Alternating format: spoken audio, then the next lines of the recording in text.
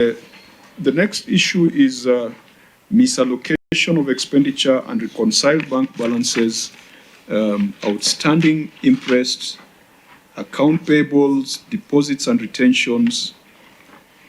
May I ask, Governor, whether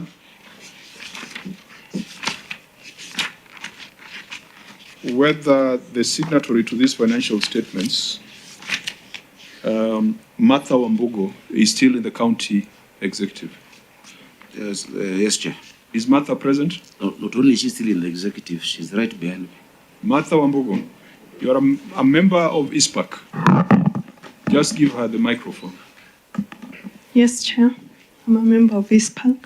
For how many years have your financial statements attracted an adverse opinion?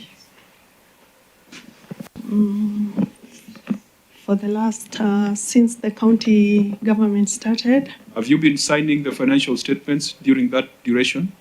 For a period of 2 years. For the 3 years, what has been your score?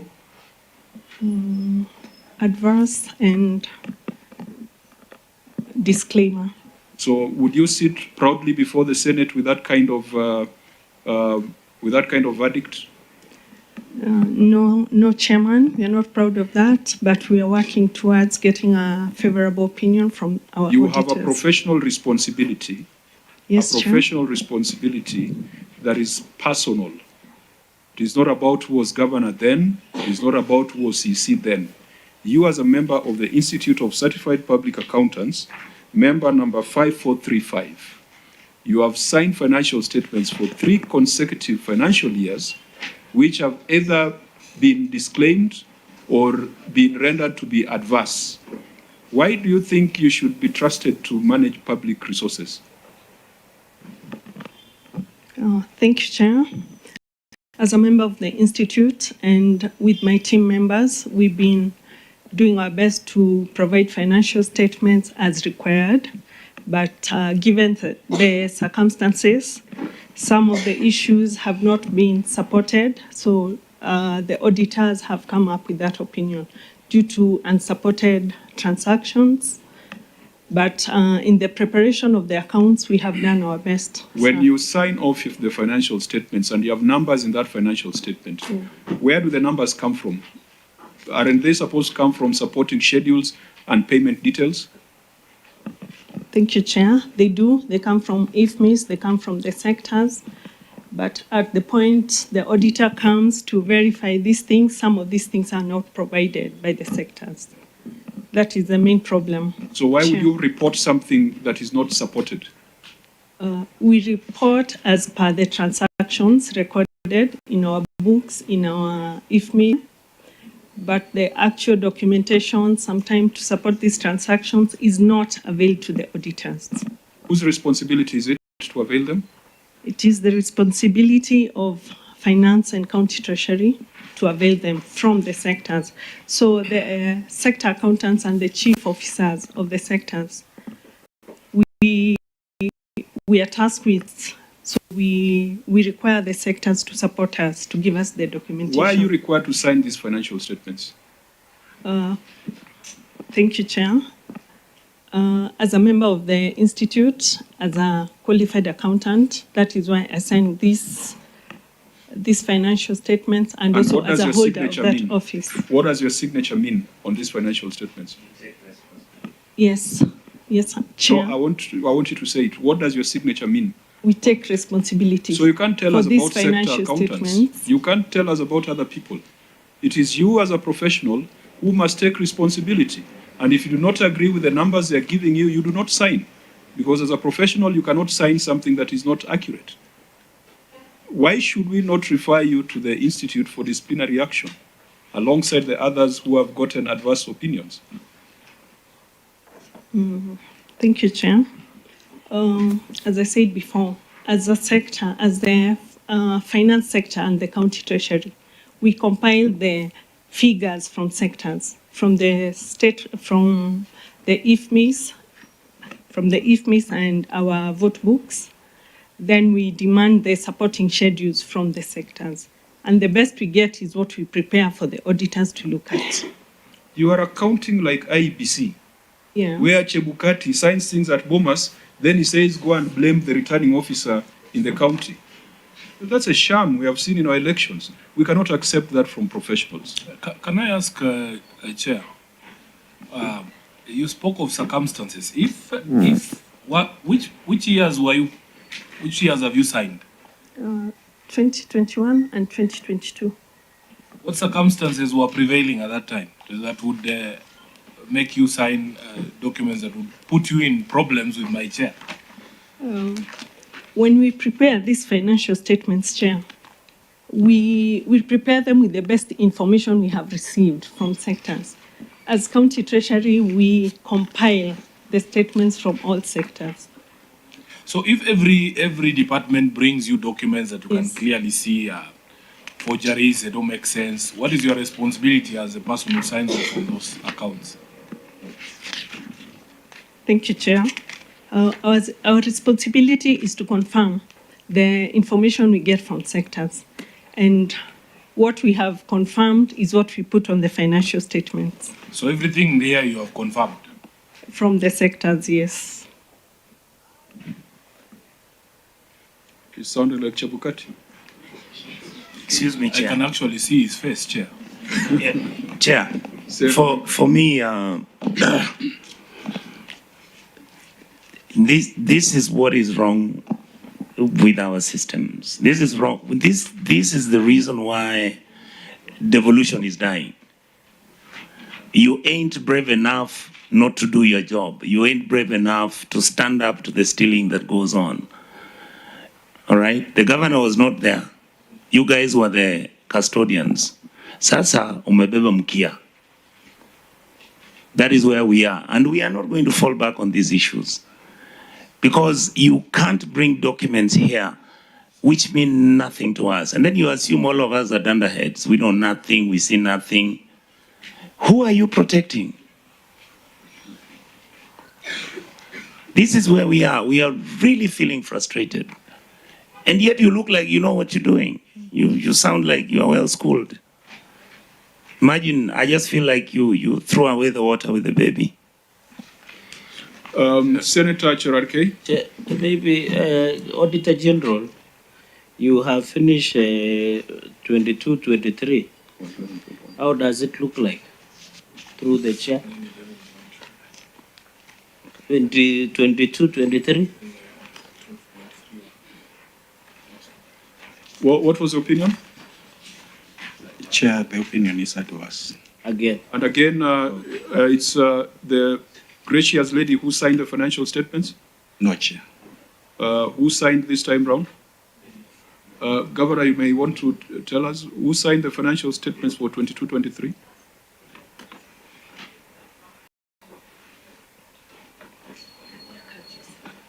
Joseph Gadiaka. We are going to crack very hard on professionals who have the responsibility of doing the right thing. And they don't do the right thing and they assume it's business as usual. Yeah, You have seen what has happened in your county assembly, and we are seeing the same kind of situation in the county executive. And again, Governor, it does not have to take the Senate to talk to your staff. I mean, you should shield them by making sure that you take administrative action or training, so that when you come here, you are telling us, you know, we had some problems, but I've already asked the Treasury to train my people, and so there's going to be an improvement. Chair, But we are not going to allow them to hide behind the governors. If you've got a professional responsibility, accounting, HR, procurement, we shall come for you directly through your professional body. Can I? Chair, it is not finished. Maybe before the governor speaks, Madam Mother Wambugu, you are aware if this was a private sector, this has to have formed the ground for your sacking or firing from the entity. Are you aware when you get adverse? I think it's only in public sector where you are rewarded. Are you aware of the implication of adverse opinion? I am, Senator. Yeah? I am aware, Senator. Okay. Chair. Governor, what, Yeah, thank you. what are you doing, internally? You've had disclaimers since the onset of devolution, and then it has gone to adverse opinions, and your first year in office, it's still an adverse opinion. What are you doing? Chair. What's the conversation on capacity? Chair, thank you. Thank you. Chair, this is why I am the governor of Nairobi now. From 2013 to 2018, 13-14 financial year, 14-15, 15-16, 16-17, 17-18, and 18-19, Nairobi County got disclaimer, opinion. Yeah? That, you know, it was just terrible, completely. And you remember this is coming from the council, then the first county government. So 13-14 to 18-19 was disclaimer. From 1920 up until now, it has been adverse. The things were, and that is why we took the bull by the horns to go for this position, you know, to say, okay, look, what is the systemic problem? For you to have an adverse opinion, there are many things that are carried forward over the years. The story on pending bills will always be in every audit report. You know, there are things that are carried along that you need to find closure with the Office of the Auditor General for it to move. In fact, it is in this time that Nairobi has gotten its first ever qualified opinion on anything. That is the liquor, the alcoholic drinks, the liquor board. The report for 2023 is qualified. Chair, those are the improvements that we are making in the city. You can't imagine that would have come in after 6 years of disclaimer and then adverse, that I would just come and wave a magic wand and suddenly it becomes qualified. The improvements we're making, for instance, I've told you about the if misusers that we were having. I've told you about e-procurement. You know, the using the revenue reporting modules that are on IFMIS, modules that had never been used. If you have time, we can take you through exactly what we're doing to improve, to make sure now the next financial year becomes better. Of course, the first one, when you get in, you find it's the same people doing the same things, carrying on the same issues. Those changes are made as you progress. The chief officer, for instance, became chief officer in February of 2002-2003 financial year. You know, there was a chief officer before that. There was an entire structure before that. We've been doing trainings. We're talking to these professionals. We're paying for them the continuous professional development. So I think in a matter of time, you know, because it is one thing to really want it to change immediately, but the practicality of it, the magnitude of issues that we deal with in the county, you know, and I would even allow my chief officer to speak about some of the improvements we're making. It takes more than 19 months, Chair. And I'm sure even the next audit will start looking better. If we already moved qualified, by the time we're done, we will have an unqualified report, Chair, possibly even in the next 2 financial years. I'm the one who proposed, Chair, as something that also the Auditor General took up, yeah, the reporting matrix on implementation of audit requirements. And they took it up and said, look, this is a template that they want to actually have counties developing. Because the reason for audit is to improve systems. The reason for audit is to see where there are loopholes that could be used by those with, you know, bad intentions, and how you close those audits, whether it's a system audit, the financial audit. And that is why I said that matrix for implementation of audit proposals needs to be filled in internally by ourselves. Before I came in, Chair, even the internal audit committee was not there. I was able to constitute it. I was able to resource the office of they were not being listened to. In fact, many of them, when they came to my office, they said it is their first time to enter that office. These are people who've been there from the time they were mayors. They've been there. They've never seen the office of a mayor or a governor. But these people I'm working with every single day. So it's a process. I can see the progress. It might take a while to catch up in terms of the reporting, but the Office of the Auditor General can confirm to you that there are serious improvements in a lot of these issues. And maybe that's why many people in different quarters are not happy. When you remove all those users, when you remove the people of Hewa who are used to getting 150 million or some of these payments, we're saying are clearly unsupported to facilities we clearly don't know, they will not be happy with that, Chair. But we must do the right thing. And my team knows, and the professionals, Yes. that I'm not carrying anyone's cross. Everyone will carry their own cross. Thank you. You have professional responsibility. Don't think that because the governor can explain his issues that you'll hide behind him. The other day I was, I think, at Osoti's committee when we were looking at this report on alcoholic drinks licensing. And I said, look, even if it means calling whoever was there then, who was protecting someone at that time, they must answer to it. And I've told them you should never be told to do the wrong thing by anyone, even invoking the name of the governor. So that progress, you know, if we were to get a session to look at implementation of audit proposals, how do you close an issue? An issue is unresolved. You've said yes, it's unresolved. I've agreed it's unresolved. How do we close that issue? How do we, you know, bring closure to it so that we improve that system? You know, that is what then benefits. Let me stop you there, And Governor. Governor Sakaja, I want to say thank you for coming for this meeting, because it's been a meeting we wanted to hold. I've only one very important request to make to you. You're amongst the young leaders who've been given an opportunity. The expectation is very high on you. I really wish that you do your best. I know you mean well, because I've been with you for now, I think 3 days, Chair, going through different committees and listening to you. I hope that the team sitting behind you, I hope that team understands that we are not joking anymore. We will hold you to account, and we want Nairobi to be a very good city. Thank you, sir. When I vied for the position of governor of Nairobi, I knew what I was going for. When I made the decision to vie for senator of Nairobi, I was with you in Belfast or Londonderry, one of the two places in Northern Ireland. And I remember I was chairing a meeting, but I chose not to chair that particular session, and I was scribbling on a long notepad. At that time, we were in the same committee. You're a senator, I was a member of the National Assembly, but chair of the Cohesion Committee and Equal Opportunities. I understand my city of Nairobi.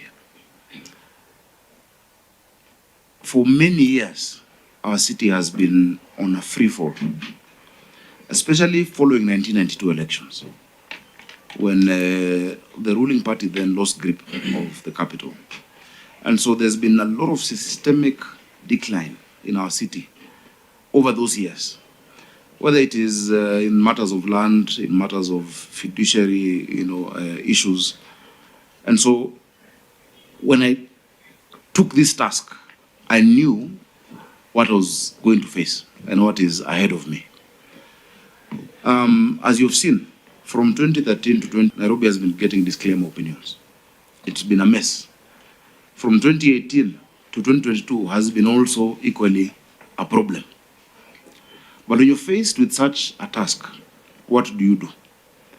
You summon the best that you can put together. Of course, you believe in God, but you must have a plan on how to sort out this city. This city will be sorted out by ourselves. And that's what I keep telling my team. It is true, most of the staff in the county, apart from the chief officers and not all chief officers, some chief officers had even been there, and I promoted them.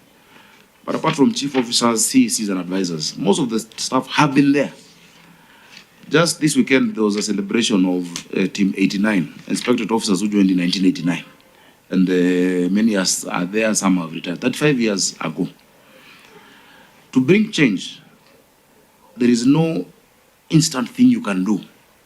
It is an ideal situation, but there is no magic wand that is waved to change a city like Nairobi. But I'm happy that I can be able to track progress that we've made, significant in many, many areas, whether it is in healthcare. Chair, in healthcare, we have things that have never been seen before. Nairobi had no ICU. Kenyatta is what used to be seen as ICU. We have now more than one intensive care unit. The lifts at Pumwani last worked when I was born, Chair. Now they are back working. Our ladies can go to theater. We've introduced the position of CEOs in our hospitals. And there's been transformation because we had boards and medical superintendents. Medical superintendents are doctors. And so sometimes they may not look at the holistic nature of running a hospital, from the gate to the customer service, to supply chain, to the issues of human resource, to technology. Those changes are taking time, but they're being felt. In 10 years, from 2013 to the time I became governor, scholarships and bursaries in Nairobi were given worth 3 billion. But in less than 10 months, I was able to more than half that. We've given scholarships and bursaries 1.88 billion. People around this city who had never felt the county, they had never felt devolution, now are wondering, also, actually, my child can get a bursary thrice a year. It used to be given once in 3 years. Now it's given 3 times a year. every term. 2.5 million first term, 2.5 million second term, 2 million third term. 1 out of 4 children in Nairobi were not going to school because of hunger, Chair. Most interventions to deal with hunger had been focused in the arid areas. That's why even the department in the ministry is called nomadic education something, you know. We said it when we were in the Senate that we need to do a feeding program. In fact, I'm very pleased that if you look at the Hansard when Senator Wambu had brought the mung beans bill, I spoke about how Nairobi will be buying ndengu from Kitui, which we are doing. Chair, in less than a year, we're able to build 10 kitchens. We're able now to feed 184,000 children every single day at 5 shillings. We've been able to get significant support towards that program. School enrollment has gone up from 250,000 to 310,000 just in the second phase of the school feeding program. In the third phase of that program, Chair, we're going to make sure, because we've now broken ground to another 7 kitchens, we're going to make sure that all children in public schools are fed, and then the public schools become satellites to the informal schools, upper schools. When I say Nairobi was on a free fall, there's no explanation why Nairobi has 210 public primary schools, yet we have 17 constituencies, 85 wards. If you look at maybe some of your constituencies in your counties, one constituency might have 100. But how do we sort out that challenge? Do we say, let us not feed these ones because we can't feed everyone? Today we've increased that enrollment. We're now building 5,000 classrooms. The national government committed, and they put 1 billion for classrooms. We have put 500 million, and every year 1,500 classrooms. Meaning by the end of this first term, we'll possibly have left more classrooms than I found when I became governor of Nairobi. So, Chair, the challenges are numerous. This is a city whose last master plan was done in 1976. The last physical master plan of the city, following the 1948 master plan. We have now gotten resources to do the next master plan of the city through the Millennium Challenge Corporation. And that's why in 2 weeks we're going to be, accompanying the national government to the US. NMS made an attempt to do those master plans. New plan is a foundation for planning, but that was not done. We have $60 million now just to do that proper master planning for our city in 12 months. And after that, we secured $700 to $800 million to implement it. A city that had not been planned looking forward, of course, would have the challenges that we see today, that there's no water. People are wondering, Chairman, why is it that the dams are full of water, but the water rationing is going on? And when you try to explain that, very few then understand that, first of all the water that we receive in Nairobi must be treated through a treatment plant. In fact, because of the rain in Gatere Forest and the debris in the Chania River, our production capacity at Ngedu has moved down from 18,700 cubic meters per hour to 17,400. And that's why we're able to get NOS to go and clear, help us clear that. Because of that lack of planning, Chair, as I go to conclude, I know I've taken time, Nairobi had only 4 sources of this water that we talk about. 3 of them done by the colonialists. Kikuyu Springs done in 1904 to 1910, 6,000 cubic meters to the city. Ruiru Dam done in 1928. Sasumo done in 1958, 60 million liters per day. Those 3 were done before we got independence. When we got independence, the only project that had been done was was Ndakaine, done between 1994 and 1997, producing 84% of our water. But it was done with a view of a population of the year 2002, which was 2 million Nairobians. So every day we get 525.6 million liters against a demand now that has gone to 900 million liters a day. What have you been able to do within this 1 year and how many months? Almost 1.5 or just slightly above. Maybe 20 months to be exact. We've unlocked the first project that was being done after that period of Northern Collector 1 to add 140 million liters to bridge that gap of water. We have secured, and that process is now ongoing, support to do Northern Collector 2 and Maragua 4, which adds 220 million liters of water. But the next 1 million liters of water also must be looked at. Our engineers, for instance, at Nairobi Water have designed one of the programs at Ngedu, where we lose 30 million liters of water every day because of the filtration system. Just at 2 billion is now going to bring back that 30 million liters, half of Senator Medu's Sasumwa in his county, just at 2 billion shillings back into the grid. the future will not plan itself, Chair. The challenges are there for the city, but the opportunities are there for us. We hope that, Chair, even to engage the Senate, my senator, our members of parliament, resident associations, there are so many stakeholders, that this year, with our vision 2050, we can then now look at Nairobi. By the year 2050, with a population of 10.5 million people, what needs to be done today, moving that way? So Nairobi is a peculiar city. As you said, I saw a report saying that our revenue is that of 30 counties combined. The GDP of Nairobi is $28 billion. Rwanda as a country is $11 billion. Burundi as a country is $2 billion. We're engaging financiers out there saying, look, you can support Nairobi directly. We want to come to you, and I gave a presentation to the devolution committee. We want to come to you on how you can enable us as a county move beyond the limitations of municipal financing that this city needs. Unless we get significant financing, it has been raining, people are talking about drainage. To expand the drainage to the extent that we'd want is billions of shillings. So unless we can be able to discount our future income, we know for sure we'll never get less than 20 billion a year, whether or not we collect on-source revenue. And I've told you it is going up. Unless we can be able to do that, we've gotten transactional advisors. We'll need the Senate to support us in that process. So, Chair, there are many things that I can talk about, but let me not talk about it. But just to underscore, I've been a senator longer than I've been a governor. I've been a legislator. Leadership needs bold decisions to be made. You find a situation, you look at it, you address it. While addressing it also, you must make sure you create political stability, for you to be able to implement it. Unlike NMS, whatever was there, one, we are not military, we have to work with the people. Then, whatever entity was there was not a threat politically to anyone, no one was trying to pull it down. But now that where we are, and I'm very happy that despite a lot of misinformation that has been out there, the Senate, and particularly your committee, has been objective enough to look at the issues. I want to conclude by saying that I'm very happy that this notion or idea that the county government of Nairobi or the governor of Nairobi does not want to be held accountable.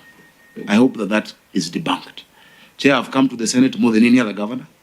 This is today is possibly my 13th appearance in this financial year, to different and various committees. Out of 15 invites, in fact, for you said one invite, that was missed, or two.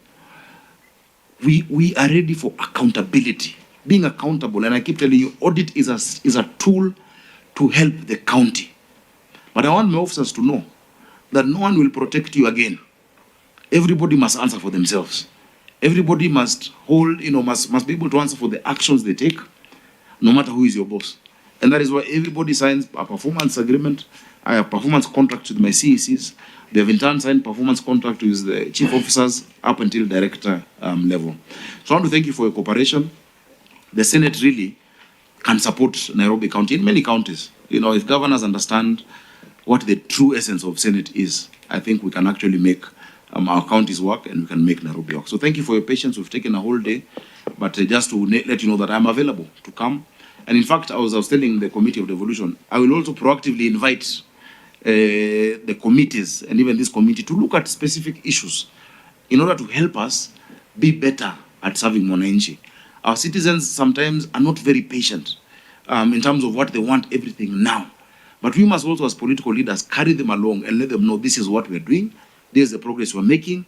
We're not there. And sometimes we may falter, but we've moved from point A to point B and we're moving to point C. That is the essence of leadership, Chair. So I want to thank you so much for your time. Thank you, Governor. Senator Sifuna. I can assure you, when Nairobi works, it will not come from you. You will be hearing it from the people of Nairobi that in Embakasi South it is working, in North it is working, in Dagoretti it is working. So personally, I would encourage you that some of these issues that you raise, we have differences of opinion as to how well they're working, but I think it is within your right can I use the word trumpet, or I will be ruled out of order? Some of the things that you are doing in order for the city to work. But when this city works, Governor, you will never have to say it, I can assure you, because you will be hearing it from the people themselves.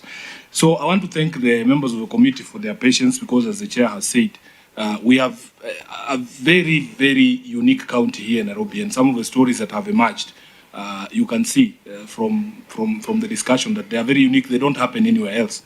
And Governor, I think our responsibility as leadership is to paint the correct picture of the state of affairs of the county of Nairobi so that we can be helped. When I'm trying to convince my colleagues here, and I'm happy that this year we were in consonance, to vote for higher resources to go to the counties, they should be in the picture of some of these challenges that we're going through. If I am trying to convince a senator from Lamu that we are not the same, that our electricity bill alone is equivalent to his equitable share, then it helps when we paint this picture for everyone, for us to know the sort of situation we are in. Some of the discussions here, and you yourself have admitted, there is just some embarrassing things that go on in our county that no one can be proud of. If you buy a machine that you know very well cannot fit in any of the premises you have, how do you explain that? So it is important for us to bring out the challenges we are facing as a county so that we can actually be helped. And specifically for this committee, Governor, this committee has been extremely helpful to you and your county government. From the decision of NMS on pending bills, that happened before this committee. The question of upbed schools is happening, the conversation is happening in the Senate. Me and the MP for Madare are sponsoring an amendment to the Education Act to recognize those schools so that you don't have an excuse as to why you're not feeding the kids in those schools. The question of Mama Margaret Kenyatta Hospital was resolved in our Senate Health Committee, chaired by Senator Mandago. And of course, the passage of the extra resources for this county. So my encouragement is that you need to paint the actual picture. In Nairobi, nobody is going to be patient with you. It doesn't matter how many times you repeat that it's only been 1.5 years. This is one of those counties that you build the boat as you sail, because nobody is going to wait for you. At the end of the day, somebody who requires those services, the roads, the medicine, the healthcare, is not going to sit back and say, oh, by the way, with the NMS problems. We must work on these problems progressively as we move on. So for me, really, I don't want to speak further than that. We just hope that finally we will unlock the formula to make sure that this city works. I thank you, Chair. More Radio, 88.2 FM. We are in charge. I think I don't want us to go into the next issue is misallocation of expenditure and reconciled bank balances, outstanding interest, account payables, deposits and retentions. May I ask, Governor, whether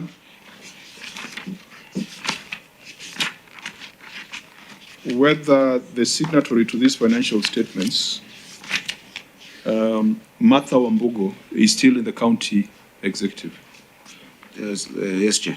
Is Martha present? No, not only is she still in the executive, she's right behind me. Martha Wambugo, you are a member of ISPAC. Just give her the microphone. Yes, Chair. I'm a member of ISPAC.